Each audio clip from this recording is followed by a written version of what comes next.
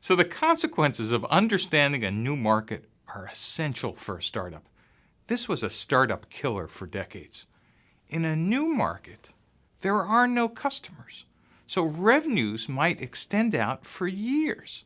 In fact, if you think about what happened during the dot-com bubble in the beginning of the 21st century, is every startup executed like they were in an existing market. They hired salespeople, they spent marketing dollars in scale of tens of millions of dollars trying to create end-user demand for a market that didn't exist.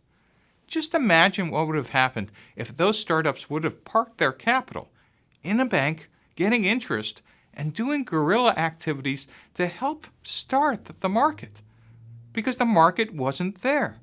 There is no way any individual startup can accelerate technology diffusion.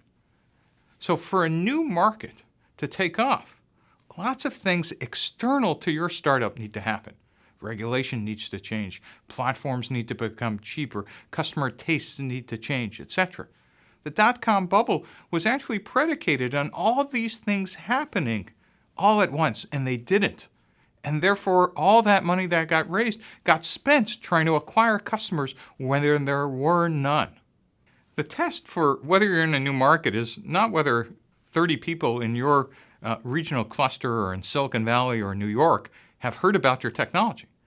The real test is whether your grandmother in Omaha or Berlin or in Uganda actually have heard about the technology or the product or the market. And if the market doesn't exist there, you might be spending a lot of money trying to create a market where there is none.